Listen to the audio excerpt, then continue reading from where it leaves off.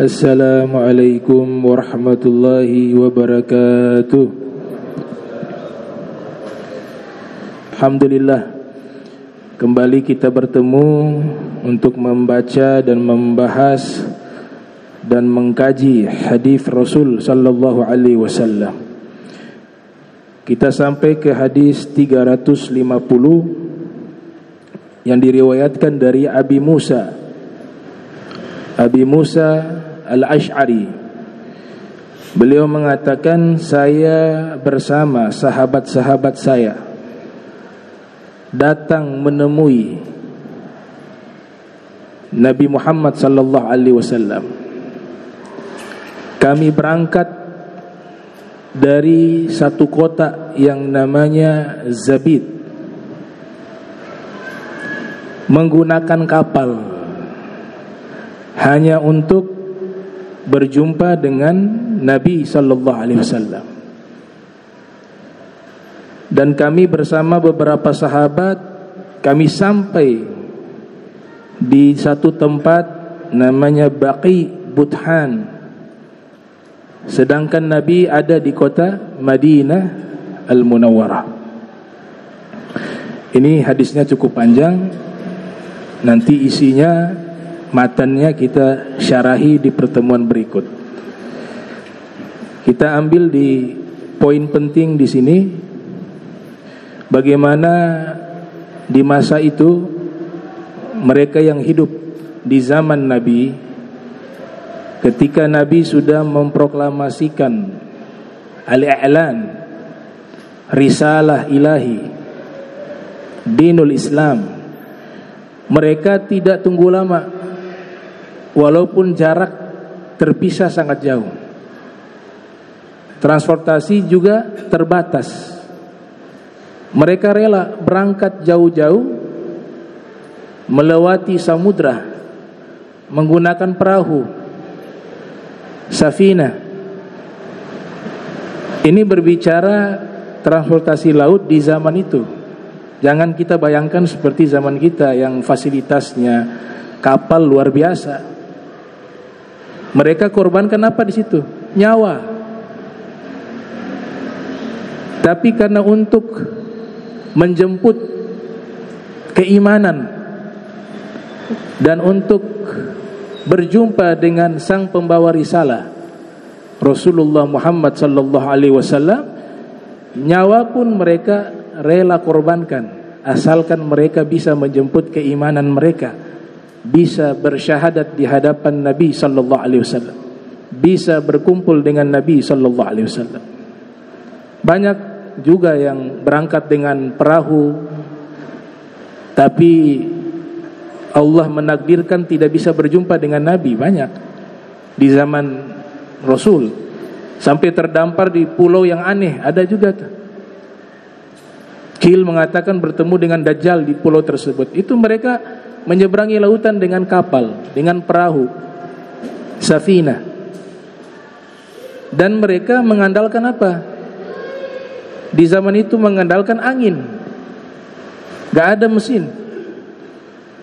Arah angin dia bertiup kemana, disitulah dia berlayar. Makanya mereka sebelum berangkat sudah buat perhitungan. Tanggal sekian anginnya ke sini, tanggal sekian anginnya ke arah barat, ke arah timur. Itu sudah diprediksi terlebih dahulu. Nah, berkaitan dengan kebaikan daripada rih. Rih itu artinya angin. Kapal-kapal yang ada di zaman itu, yang mereka andalkan hanya tiupan angin. Pakai apa? Layar. Banyak yang tidak sampai ke kota Madinah, yang dari Yaman keluar ingin berjumpa Rasul menggunakan perahu mereka, menggunakan kapal mereka, banyak yang meninggal, banyak yang tenggelam, banyak yang nyasar bukan ke arah Arab Saudi atau Jazirah Arab atau Hijaz, tapi ke arah yang lain. Nah, itu semuanya mereka semata-mata hanya ingin menjemput keimanan dan keislaman mereka di hadapan Nabi Muhammad sallallahu alaihi wasallam. berbicara tentang tenaga angin, ar-rih. Ya, ar-rih fi nazrati tafsiril Quran. Kita bahas tentang masalah angin di sini. Angin dalam tinjauan tafsir Al-Quran itu dibahasakan dengan rihun. Rihun itu bahasa Arabnya angin. Rihun. Para pakar bahasa ketika menjelaskan arti dari rih, mereka mengatakan ar-rih al-hawa'u al-mutaharriku. Apa itu angin? Udara yang bergerak. Biasa para ilmuwan mendefinisikan angin adalah udara yang bergerak. Tapi kalau para sufi, mereka mendefinisikan sedikit berbeda. Ar-rih al-hawa al-muharrak atau mutaharraku. Udara yang digerakkan. Beda kan? Kalau para ilmuwan mendefinisikan angin adalah udara yang bergerak.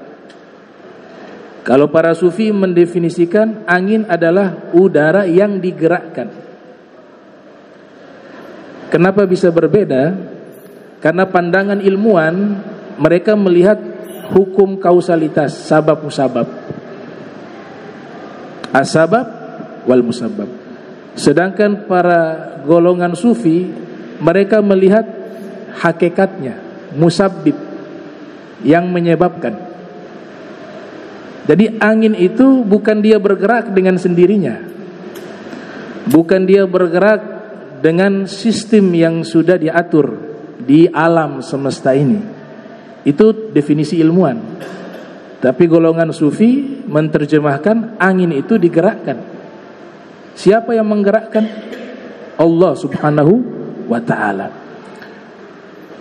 Mana dua pendapat ini yang paling benar? Dua-duanya benar. Tidak ada yang salah.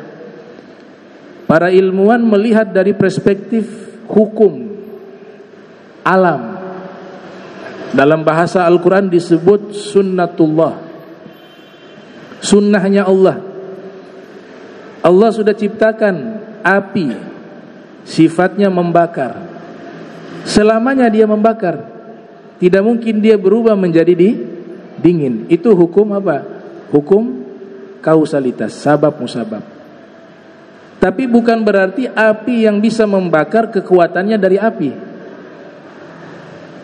Semuanya itu terjadi atas kehendaknya Allah. Bisa saja Allah keluarkan dari hukum asalnya.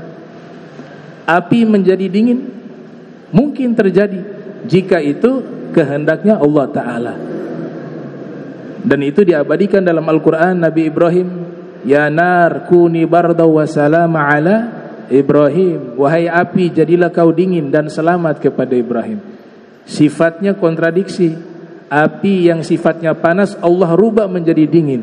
Seakan-akan Allah ingin sampaikan kepada kita bahwa api secara hukum saya ciptakan sifatnya panas. Tapi panasnya api bukan berasal dari kekuatan api, tapi semua itu atas kekuatanku Allah subhanahu wa ta'ala. Makanya aku mampu merubah api berubah menjadi dingin. Api berubah menjadi dingin. Jadi dua-duanya benar. Kita lihat dari pandangan sabab musabab benar, kita lihat dari pandangan al-musabbib juga benar, yang menyebabkan. Yang satu lihatnya alaqah, yang satunya lihatnya haqiqah. Yang satu lihatnya sabab, yang satunya lihatnya musabbib. Yang satunya lihatnya qarinah, yang satunya lihatnya al-ain, esensi. Itu yang dikatakan oleh Ibn Arabi, huwallazi khalaqal asya'a kullaha wa huwa 'ainuha. Dia Allah yang menciptakan segala sesuatu, dan segala sesuatu itu adalah esensinya Allah subhanahu wa ta'ala, menandakan keberadaan wujud Allah subhanahu wa ta'ala. Jadi para ilmuwan biasanya menggunakan isim fa'il. Semuanya isim fa'il, sifat. Ya. Cuaca panas, bisa adanya sinar matahari, bisa adanya angin laut yang panas. Itu namanya isim fa'il, yang panas, yang panas. Tapi kalau golongan sufi selalu melihat isim maf'ul, panasnya siapa yang ciptakan. Kalau yang ilmuwan melihat panas karena matahari, sinar matahari, karena angin laut. Golongan sufi, panas karena Allah yang ciptakan panas tersebut. Nah, itu perbedaan definisi ar-rih, al-hawa al-mutaharriku bisa, atau al-hawa'u al-mutaharraku juga bisa. Kemudian kata ar-rih ini, kalau kita niatkan menjadi gendernya feminim, mu'annats, dia berarti angin. Tapi kalau kita tetapkan gendernya itu muzakkar, male atau laki-laki, itu artinya raihah, bau. Jadi kosakatanya sama tapi maknanya bisa berbeda. Kalau kita bertujuan dia menjadi muannats, gendernya perempuan, artinya adalah angin. Contohnya para sahabat ketika mensifati Rasulullah, Ibnu Abbas dan sahabat-sahabat lainnya mensifati syama'il Nabi, mereka mengatakan kana Rasulullah sallallahu alaihi wasallam ajwada bil khair minar rihil mursalah. Adalah Rasulullah paling dermawannya manusia. Kedermawanan Nabi melebihi angin yang berhembus. Kata ar-rih di sini artinya angin. Karena dimaksudkan muannats. Buktinya sifat setelahnya al-mursalati, dia muannats. Tapi kalau kita maksudkan kata ar-rih di sini adalah muzakkar, laki-laki, male, maka yang diterjemahkan maknanya bukan angin tapi bau. Maknanya bau. Sebagaimana disebutkan dalam hadis, la khulufu fami sha'im atyabu 'indallah min rihil misk. Sungguh aroma bau mulut orang yang berpuasa di sisi Allah lebih wangi dari bau minyak kasturi. Bukan angin minyak kasturi. Karena dia di situ jadi apa? Al-muzakkar. Ya. Kemudian kata angin ini kami sudah sensus di dalam Al-Quran. Ini menunjukkan Al-Quran ini luar biasa. Setiap perkosakata itu punya makna. Kata ar-rih dalam bentuk tunggal disebutkan di dalam Al-Quran sebanyak 18 kali. Sedangkan bentuk jamaknya ar-riyah. Ar-riyah bentuk jamak disebutkan di dalam Al-Quran 10 kali. Tunggal 18 kali, bentuk plural jamak 10 kali. Para mufassirun mengatakan, qala al-mufassirun inna lafdh ar-rih idza ja'ahu fil Qur'anil Karim fa innahu ya'ti fi mawdi'il azab. Kata tunggal angin ar-rih jika disebutkan di dalam Al-Quran, maka dia akan memiliki arti azab. Maksudnya setiap kali ada kata angin dalam bentuk tunggal di dalam Al-Quran, pasti isinya anginnya itu sifatnya adalah bencana alam. Angin topan, angin ribut.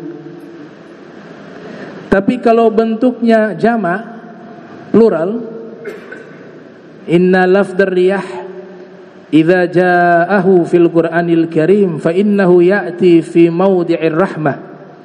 Tapi kalau bentuknya plural jamak di dalam Al-Qur'an, maka dia menempati arti rahmat dari Allah.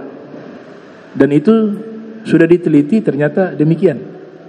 Setiap bentuk mufrad, bentuk tunggal, berbicaranya bencana, berbicaranya azab dari Allah. Ya, sebagaimana yang disebutkan di dalam Al-Quran di surat Al-Isra. Contohnya ayat 69. Fayursila alaihim qasifan minar rih fayugrikakum, ya, fayursila alaikum qasifan minar rih fayugrikakum bima kafartum, bima kafartum. Dia mengutus kepada kalian qasifan minar rih, yaitu angin topan. Kalau qasif, angin yang ada di laut, fil bahr. Kalau asif, angin ribut yang ada fil bar, di darat. Fayursila alaikum qasifan minar rih fayugrikukum bima kafartum. Dia Allah mengirimkan kepada kalian angin topan di lautan, yang dengan angin topan tersebut menenggelamkan kalian dengan sebab apa yang kalian ingkari. Ini maknanya apa? Azab. Menenggelamkan kalian dengan angin topan tersebut. Bentuknya apa? Ar-rih, mufrad. Contoh kedua di surat Az-Zariyat ayat 41. Wa fi 'adin idh arsalna 'alaihim ar-riha al-aqim. Kaum Ad, kami kirimkan kepada mereka angin yang membinasakan. Akhirnya kaum Ad punah. Kaum Ad kaumnya siapa? Nabi Hud. Binasa disebabkan oleh angin. Itu bentuk apa? Tunggal. Namun jika Allah firmankan angin bentuknya jamak, ar-riyah, isinya adalah rahmat. Di dalam Al-Quran, misalnya Allah Ta'ala berfirman di surat Al-A'raf ayat 57. Huwallazi yursilu ar-riyaha bushra baina yaday rahmatihi. Dia Allah yang mengirimkan angin-angin sebagai kabar gembira, bushra, di sisi rahmatnya. Berarti maknanya rahmat. Contoh lainnya difirmankan di dalam surat Al-Hijr ayat 22. Allah Subhanahu wa taala berfirman, wa arsalna ar-riyaha lawaqih fa'anzalna minas ma. Kami kirimkan angin-angin agar apa? Ini tumbuhan apa? Nikah, penyerbukan saripati tumbuhan satu dengan lainnya disebabkan oleh angin. Dan sebab angin itu kami turunkan hujan. Berarti maknanya rahmat. Jadi ketika disebut ar-rih dalam Al-Quran, artinya adalah azab. Tapi ketika bentuk jamak ar-riyah, artinya adalah rahmat. Dan memang ditemukan satu riwayat, Nabi kita pernah berdoa. Beliau berdoa begini, Allahumma ja'alha rahmatan wa la taj'alha azaba. Allahumma ja'alha riyaha wa la taj'alha riha. Ya Allah, jadikanlah angin tersebut sebagai rahmat. Jangan kau jadikan angin tersebut menjadi azab. Ya Allah, jadikanlah angin tersebut riyaha, angin-angin yang baik. Wala taj'alha riha, jangan kau jadikan angin itu riha, angin yang mendatangkan azab. Itu dari doanya Nabi kita Muhammad sallallahu alaihi wa alihi wasallam. Kemudian dalam tinjauan hadis, nazratu fil hadis, kita ketika melihat adanya angin dari berbagai bentuknya, yang pertama yang Nabi larang adalah la tasubbu, jangan celah itu angin. Tapi Nabi ajarkan apa? Kita baca doa. Hadis ini diriwayatkan oleh Imam Tirmidzi yang lahir 209 Hijriah, wafat 279 Hijriah. Di dalam sunannya, Inna Nabiyya sallallahu alaihi wasallam idza ra'a rih qala Allahumma inni as'aluka min khairiha wa khairi ma fiha wa khairi ma ursilat bihi wa a'udzu bika min syarriha wa syarri ma fiha wa syarri ma ursilat bihi. Nabi ketika melihat adanya angin, Nabi berdoa, ya Allah, aku meminta kepadamu kebaikan angin dan kebaikan yang ada di dalam angin dan kebaikan dari hembusan angin. Ya Allah, aku berlindung padamu dari keburukan angin dan dari seluruh keburukan yang ada di dalam angin, dan berlindung dari seluruh keburukan dari hembusan angin. Itu yang diajarkan oleh Nabi sallallahu alaihi wasallam ketika kita melihat angin. Kalau anginnya diiringi dengan hujan, diiringi dengan petir, dengan kilat, Nabi ajarkan juga doa kepada kita. Diriwayatkan juga oleh Imam Tirmidzi. Para sahabat mengatakan, kana Nabi sallallahu alaihi wasallam idza sami'a ra'd was-sawa'iq qala Allahumma la taqtulna bighadabik wa la tuhlikna bi'adzabik wa'afina qabla dzalik. Nabi apabila mendengar ada suara petir, ada suara halilintar, Nabi berdoa, ya Allah, jangan kau bunuh kami, la taqtulna bighadabik, dengan sebab murkamu, dan jangan kau azab kami dengan sebab dosa-dosa kami, dan ampunilah kami setelah itu atau sebelumnya daripada suara petir itu. Ini doa kata Imam Ja'far As-Shadiq. Kalau kita baca, itu petir tidak akan menyambar kita. Walaupun kita berdiri di tengah-tengah lapangan yang luas, di saat petir lagi bersinar di langit, itu tidak akan bisa menyambar orang yang membaca doa tersebut yang diajarkan oleh Nabi Muhammad sallallahu alaihi wasallam. Allahumma la taqtulna bighadabik wa la tuhlikna bi'adzabik. Jangan kau binasakan kami dengan sebab azabmu. Wa la tuhlikna bi'adzabik wa'afina qabla dzalik, dan maafkanlah kami sebelum itu. Qabla dzalik. Ini yang maksud yang ditujukan oleh Imam Ja'far Shadiq. Semua orang bisa terkena petir, bisa terkena halilintar. As-sawa'iq tusib al-mu'min wal kafir. Petir itu mampu menyambar orang beriman ataupun orang kafir. Wala tusib dzakiran lillah. Tapi petir tidak akan bisa menyambar orang yang sedang mengingat Allah, sedang zikir kepada Allah Subhanahu wa ta'ala. Doa umumnya berlindung dari seluruh kejahatan makhluk. Dan ini doa dibaca sore 3 kali. Maka Allah akan jaga sepanjang hari sampai ketemu sore berikut. Seluruh malamnya dijaga oleh Allah dari semua keburukan makhluk. A'udzu bikalimatillahi tammati min syarri ma khalaq. Doa-doa semacam ini sumbernya langsung dari Rasulullah Muhammad sallallahu alaihi wasallam. Kalau kita rajin baca ratib, itu ada di situ. Ratibul Haddad ada di situ, dengan ratib-ratib yang lainnya ada. Karena ratib itu kumpulan doa Nabi yang disusun secara rapi, makanya namanya ratib. Ratib itu hanya tersusun dengan rapi. Ratibul Haddad, Ratibul Attas. Atau di dalam hizib-hizib para ulama juga doa-doa yang mereka petik dari doa-doanya Rasulullah.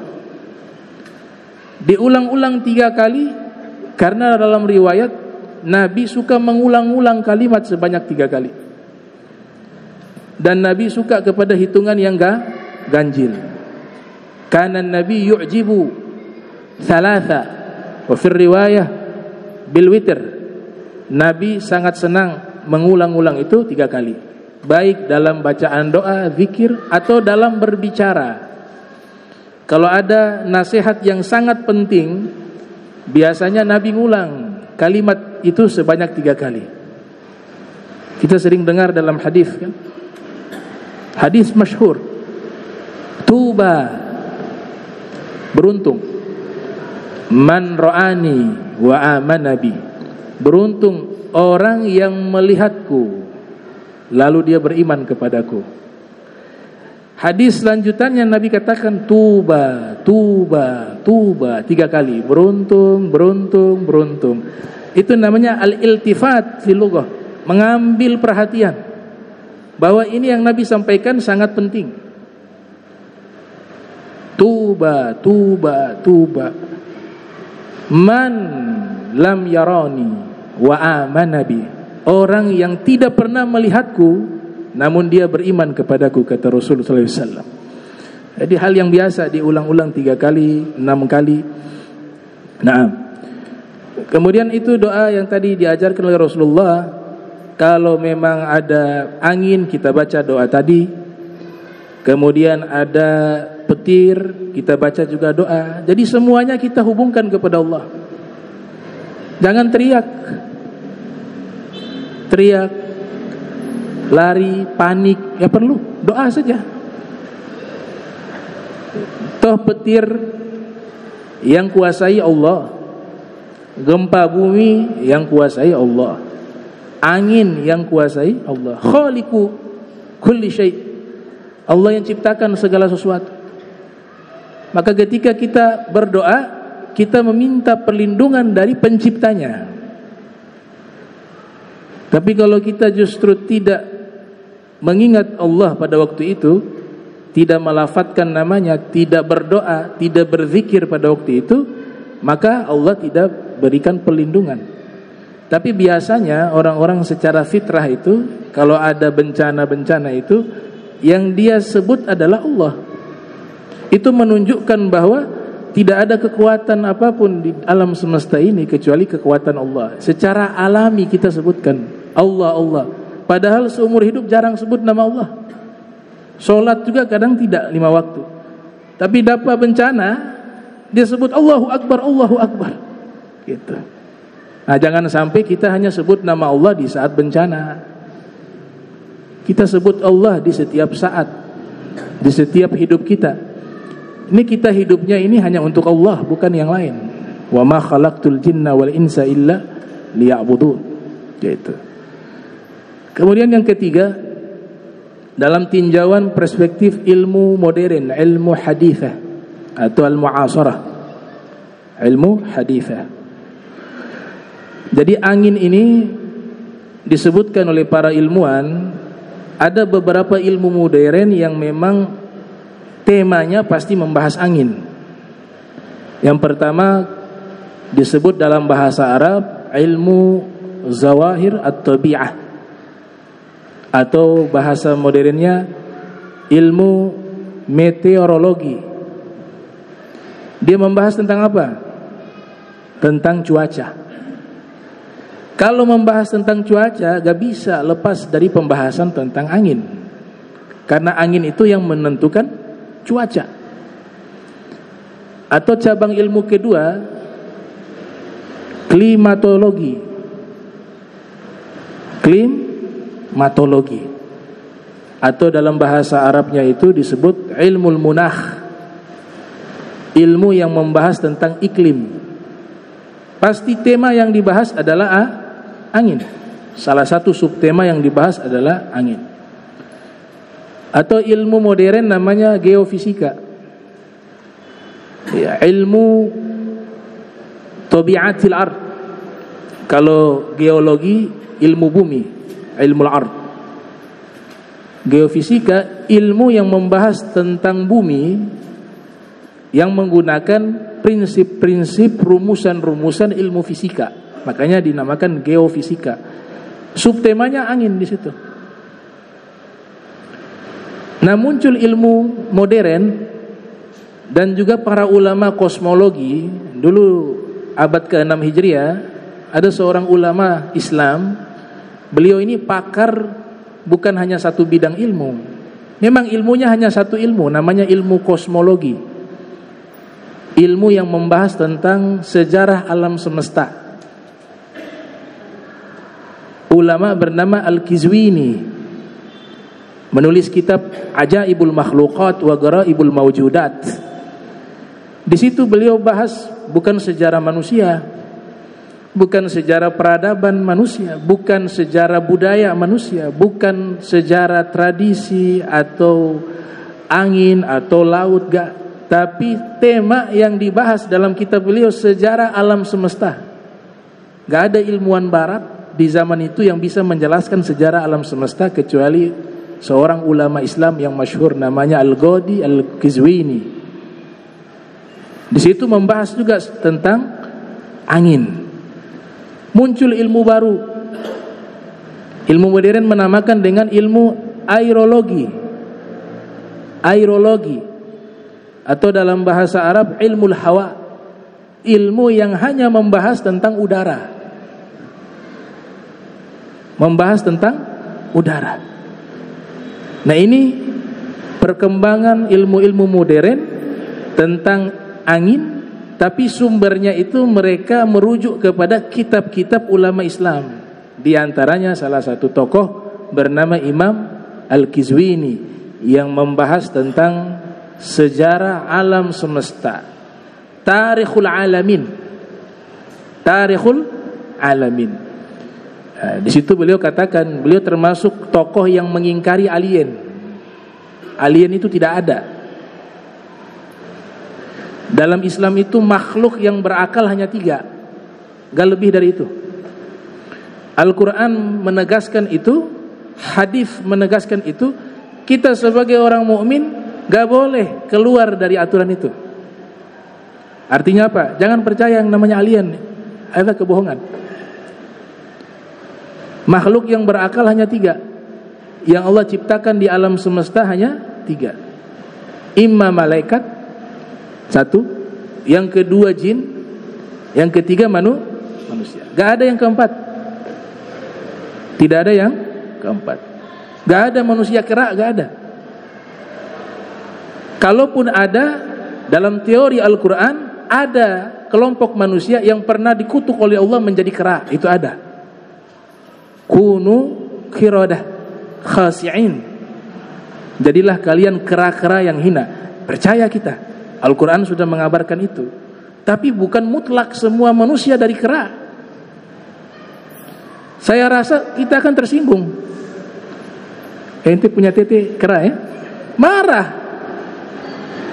Walaupun yang membuat teori tersebut Darwin, teori evolusi, sekalipun yang buat teori itu kalau bilang kamu punya buyut monyet ya, dia marah. Kenapa? Ya karena secara fitrah kita bukan berasal dari hewan. Kita berasal dari Abul Bashar, bapak moyang manusia, Nabi Adam. Ini hati-hati nih, zaman sekarang ada juga yang mau otak-atik. Katanya Adam itu simbol, bukan sosok manusia. Jadi banyak Allah ciptakan Adam-Adam lainnya di zaman itu. Hati-hati nih, pemahaman liberal. Kalau Adam itu simbol, terus Nabi Adam itu bagaimana? Syarat orang menjadi nabi harus orang. Kemudian disebutnya Nabi Adam hanya satu nabi yang namanya Adam. Nabi Adam bukan simbol, Nabi Adam sosok manusia pertama. Imam Nawawi dalam kitab Tahdzibul Asma' wal Lughat menyatakan julukan Nabi Adam Abul Bashar. Adam artinya permukaan tanah, adimul ard, karena diciptakan dari berbagai unsur tanah yang ada di bumi. Kemudian Allah ciptakan jadi Nabi Adam. Nah, ini teori-teori semacam ini, nah kita harus kesampingkan. Kita sudah punya Al-Quran. Al-Quran itu sudah mengabarkan segala sesuatu, tidak ada yang luput. Kalau masih belum lengkap, baca kitab tafsir. Kitab tafsir ada ratusan ribu, bahkan bisa sampai jutaan. Kalau dulu di zaman invasi Mongol tidak menghancurkan kitab-kitab, mungkin jumlahnya bisa jutaan kitab tafsir Al-Quran. Itu membuktikan Al-Quran mampu menjadi solusi di setiap zaman, mampu menjelaskan hal-hal yang kadang-kadang tidak mampu dijelaskan oleh ilmuwan-ilmuwan. Dalam Al-Quran mampu lewat tafsiran-tafsiran para mufassirun. Kemudian yang keempat, fawaid rih. Nabi membuat satu regulasi di dalam hadis Sunan Ibn Majah. Nabi mengatakan la tasubbu riha, la tasubbu ar-riha. Jangan sekali-sekali kalian mencela angin. Kata Imam Qatadah dan Ibnu Qutaibah dalam kitab Ta'wil Mukhtalafil Hadis, ini berlaku kepada semuanya, berkaitan dengan alam. Hujan yang turun, jangan kita aduh hujan turun terus ini hujan, kenapa hujan hari ini? Kau tidak tahu yang mengatur hujan turun itu Allah. Detiknya, waktunya, turunnya, per tetesnya itu semua biqudratillah, kekuasaan Allah. Makanya Nabi didik kita, la tasuburiha, jangan kalian mencela angin, fa innaha min rauhillah, karena angin itu adalah anugerah dari Allah. Ta'ti birrahmah wal azab, ya kadang-kadang dia datang bawa rahmat, namun kadang-kadang dia bawa azab. Tapi semuanya itu atas kehendaknya Allah subhanahu wa ta'ala. Jadi Nabi punya maksud, jangan sampai kita mencela sesuatu yang diatur oleh Allah. Secara tidak langsung kita protes kepada Allah. La tasuburiha, karena angin, air hujan, semuanya itu mendatangkan kebaikan. Ada keburukan. Kalau banjir bicaranya keburukan sebab manusia. Gak pernah zaman dulu ada banjir kecuali zaman Nabi Nuh saja. Itu juga banjirnya karena azab. 6 bulan daratan itu tertutupi oleh air, dan banjirnya itu banjir yang sangat dahsyat yang tidak mungkin terjadi lagi. Karena air yang turun bukan hanya dari langit, tapi di dasar bumi juga mengeluarkan air. Biasanya langit ke-1 turun hujan, tapi di zaman Nabi 7 langit dibuka oleh Allah, ujungnya dari 7 lapis langit. Makanya tenggelam itu bumi. Ya, tidak mungkin terjadi lagi banjir semacam itu. Nah, penyebab banjir sebenarnya daripada kerakusan manusia. Tanah-tanah berubah menjadi jalanan, jadi semen, tempat pemukiman, dan seterusnya. Jadi gak bisa disalahkan hujan. Hujan itu bawanya rahmat. Kalau hujan, Allah selalu nyatakan sebagai rahmat, sebagai keberkahan. Wa anzalna minas sama'i ma'an mubaraka, kami turunkan dari langit air yang berkah. Tidak pernah hujan itu maknanya negatif dalam Al-Quran, gak pernah. Karena dengan hujan tumbuh-tumbuhan bisa hidup, hewan-hewan bisa minum, dan lain sebagainya yang memberikan manfaat. Demikian juga angin. Para ilmuwan coba menghitung manfaat angin itu sangat banyak. Yang pertama, manfaat angin membantu tenaga listrik, itu pakai kekuatan angin. Yang kedua, membantu penerbangan pesawat. Pesawat kalau gak ada angin gak bisa terbang, dia butuh tenaga angin. Yang ketiga, irigasi di pertanian. Yang keempat, perhitungan cuaca itu ditentukan dengan Yang kelima, penyerbukan tumbuh-tumbuhan, itu juga lewat angin. Nah, sebab manfaatnya ini Nabi katakan jangan kalian mencela dia, karena angin itu datangkan rahmat bagi kalian, juga mendatangkan azab dengan sebab perbuatan kalian. Ditafsirkan begitu oleh Al-Imam Ibnu Qutaibah. Jadi dasarnya angin rahmat, dasarnya hujan rahmat. Kalaupun berubah jadi azab, muhasabah. Azab mungkin dari dosa kita, atau dari rakusnya kita sebagai manusia tidak bisa mengelola alam dengan baik. Bukan karena hujannya, bukan karena anginnya. Itu dijelaskan oleh para muhadditsun demikian. Yang kelima, ada seorang nabi yang memang mukjizatnya Allah berikan angin tunduk kepadanya. Nabi Sulaiman. Nabi Sulaiman kendaraannya pakai angin. Fasakharna lahu ar-riha tajri bi amrihi, di surat Shad. Kami tundukkan kepada Sulaiman angin, dia berhembus sesuai perintah Nabi Sulaiman. Yang luar biasa di sini kan menggunakan bukan bentuk jama' ar-riyah, bukan, tapi ar-rih. Artinya angin topan sekalipun tunduk kepada perintah Nabi Sulaiman. Bab mukjizat Allah berikan kepada Nabi Sulaiman. Bahkan dikatakan di zaman Nabi Sulaiman, Imam Qulyubi dalam kitab Nawadir, di zaman Nabi Sulaiman itu konstitusinya menggunakan angin. Jika ada orang melakukan perbuatan kriminal atau dituduh melakukan satu kejahatan tapi dia mengingkari, maka Nabi Sulaiman berdoa kepada Allah untuk menghadirkan angin. Angin akan mengangkat orang tersebut. Jika memang dia tidak bersalah, angin akan angkat ke atas tanpa menjatuhkan dia ke bumi. Angin bawa ke atas, oh berarti dia benar. Tuduhan itu tidak benar dituduhkan kepadanya, dia tidak bersalah, selesai. Tapi kalau dia bersalah, itu angin akan timpahkan dia ke bumi, jatuh. Berarti dia bersalah.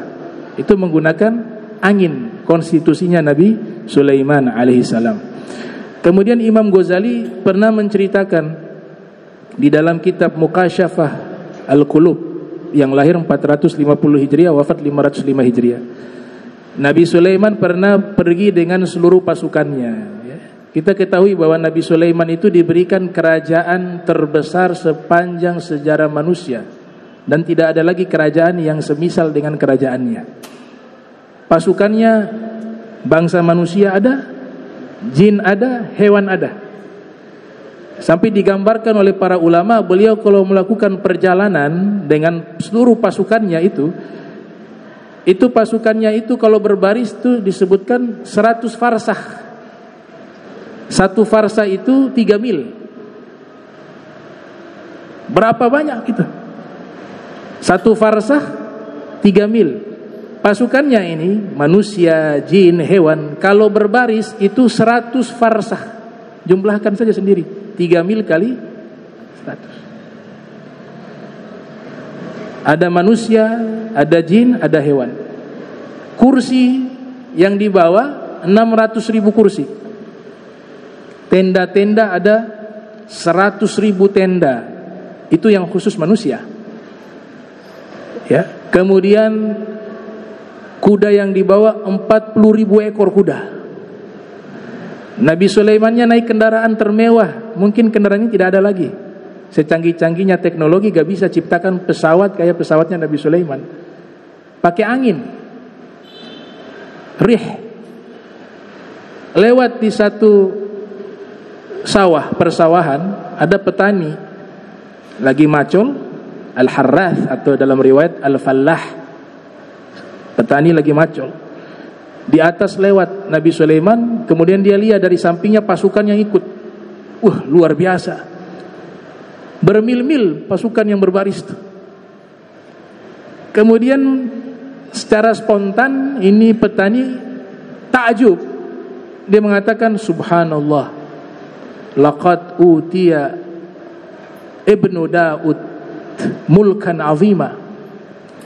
Maha suci Allah, sungguh Allah telah berikan kepada anaknya Daud, Nabi Sulaiman maksudnya, kerajaan yang sangat agung, sangat besar, sangat luar biasa. Ucapannya ini dibawa oleh angin. Nabi Sulaiman di atas terdengar ucapannya petani yang ada di bawah. Subhanallah, laqad utiya ibnu Dauda mulkan azima. Sungguh maha suci Allah, sungguh anaknya Daud telah diberikan kerajaan yang agung. Turun Nabi Sulaiman. Nabi Sulaiman ingin mengklarifikasi ucapannya. Dia mengatakan, ya fallah, tasbihatun wahidatun khairun min mulki Sulaiman. Wahai petani, wahai fulan, ketahuilah, satu tasbih yang kau baca tadi, kalau Allah terima di hari kiamat, dia lebih afdol dari kerajaannya putra Daud. Dia lebih afdol dari kerajaannya Sulaiman. Saya lihat li'anna tasbihata tabqa wa mulka Sulaiman yafna. Karena satu tasbih yang kau baca tadi, jika diterima oleh Allah, dia abadi sampai hari kiamat. Tapi kerajaannya Sulaiman akan punah. Sekarang kita lihat di mana istananya Nabi Sulaiman, di mana kekayaan Nabi Sulaiman, hartanya. Nabi Sulaiman tidak menginginkan itu. Itu jadi iktibar kepada kita. Kita kalau menjadi raja yang menguasai dunia ataupun alam semesta, tapi menjadi orang yang tidak taat, maka itu adalah kemiskinan yang abadi. Orang susah tapi dia baik dan taat, di akhirat dia bahagia, dia raja yang sesungguhnya. Jadi bukan di sini hakikat segalanya. Kayaknya dulu di Hadramaut ada satu ulama bernama Al-Habib Umar Al-Mihdar Ibn Abdurrahman As-Saqaf.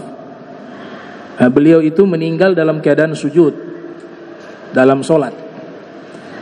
Beliau punya amalan yang luar biasa, membaca Ya Latif 100 kali satu napas. Ya Latif 100 kali satu napas. Dan beliau seorang wali min auliyaillah. Coba lihat ketika magomnya sudah tinggi menjadi kekasih Allah, justru beliau merasakan banyaknya kekurangan di dalam amal. Bukan sebaliknya. Makin tinggi magamnya di sisi Allah, makin merasa rendah amalnya, merasa banyak dosa, merasa hina. Beliau pernah mengatakan begini, "Law 'alimtu anna li 'inda Allah sajdatan maqbulah aw hasanatan maqbulah atau tasbihatan maqbulah la dayaftu ahla tarim 'ala al-burri wal lahmi hatta dawabihim." Seandainya saya tahu satu sujud saya kepada Allah, atau satu kebaikan yang saya lakukan, atau satu tasbih yang saya baca, saya tahu Allah terima itu, maka saya akan menjamu seluruh penduduk kota Tarim dengan makanan gandum dan daging, sampai saya jamu hewan-hewan ternak mereka. Saking bahagianya Allah terima satu amalan, satu tasbih, satu sujud, satu kebaikan Allah terima, itu mahal. Nah, tapi kita tidak tahu nih masalahnya. Kita tidak tahu bagaimana amalan kita diterima atau tidak. Tapi sepatutnya kita sebagai hamba tidak memperhatikan masalah itu. Yang penting kita sudah berusaha taat. Urusan surga neraka bukan wilayah dan haknya kita. Kita tidak boleh mengatakan saya rajin ibadah, rajin sholat, maka Allah wajib memasukkan saya ke surga. Gak ada kewajiban bagi Allah memasukkan kita ke surga. Dia itu jahat, dia itu pendosa, Allah wajib masukkan dia ke dalam neraka. Tidak ada kewajiban bagi Allah memasukkan siapapun ke dalam neraka, termasuk para pendosa. Allah terlepas dari hukum wajib bagi Allah. Bagaimana caranya? Allah yahdi may yasha wa yudlil may yasha, memberikan petunjuk kepada siapapun yang ia kehendaki, menyesatkan siapapun yang ia kehendaki, memasukkan surga kepada siapapun yang ia kehendaki, memasukkan ke dalam neraka kepada siapapun yang ia kehendaki. Tapi ada aturan. Allah sendiri nyatakan, inna rahmatullah qarib minal muhsinin. Tapi masuk surga itu karena rahmat Allah. Allah nyatakan rahmat Allah itu dekat kepada orang yang berbuat baik. Surga itu dekat kepada orang yang berbuat baik. Surga itu dekat kepada orang yang taat. Surga itu dekat kepada orang yang akhlaknya baik. Neraka itu dekat kepada orang yang tidak baik. Neraka itu dekat kepada orang yang tidak taat, dan seterusnya. Itu aturan dari Allah. Tapi hukum asalnya itu, semuanya itu karena min rahmatillah, karena rahmatnya Allah. Sebab ketaatan kita tidak dapat memberikan manfaat apapun kepada Allah. Semuanya taat nih, gak ada yang maksiat. Ketaatan kita semuanya ini tidak memberikan sedikit pun kebaikan kepada Allah. Tapi justru kita yang beruntung, kebaikan itu kembali kepada diri kita. Demikian juga di alam ini gak ada yang taat kepada Allah. Satu pun tidak ada yang taat. Semuanya mengingkari Allah, semuanya bermaksiat kepada Allah. Allah punya kekayaan, kerajaan tidak berkurang sedikit pun. Bahkan Nabi katakan, seandainya semuanya minta kepada Allah dan Allah ijabah semua permintaan mereka, maka itu tidak mengurangi kebesaran kekayaan Allah Ta'ala, tidak mengurangi kerajaan Allah. Hartanya Allah tidak berkurang, kecuali bagaikan jarum yang dicelupkan ke lautan, kemudian diangkat satu tetes yang jatuh, kurangnya sebegitu saja. Selebihnya masih lautan luas, samudra seukuran bumi ini. Begitu juga taatnya kita, begitu, tidak ada kurang kecuali hanya sedikit. Bahkan ulama mengatakan maknanya sedikit, satu tetes jarum dengan lautan yang luas, artinya tidak ada yang berkurang. Tidak ada yang berkurang sama sekali. Ya, mudah-mudahan Allah Ta'ala berikan kita istiqamah fi ta'ah wal ibadah, amin ya rabbal alamin. Allahumma jam'ana hadza jam'an marhuma wa tafarraqna min ba'di tafarruqan ma'zuma wa la tajal minna wa la minna shakilan mahruma. Subhanaka bihamdika asyhadu an la ilaha illa anta astaghfiruka wa atubu ilaihi. Wa sallallahu alaihi Muhammadin wa ala alihi wa sahbihi wa barik wa sallam wa lafu minkum. Wassalamu alaikum warahmatullahi wabarakatuh.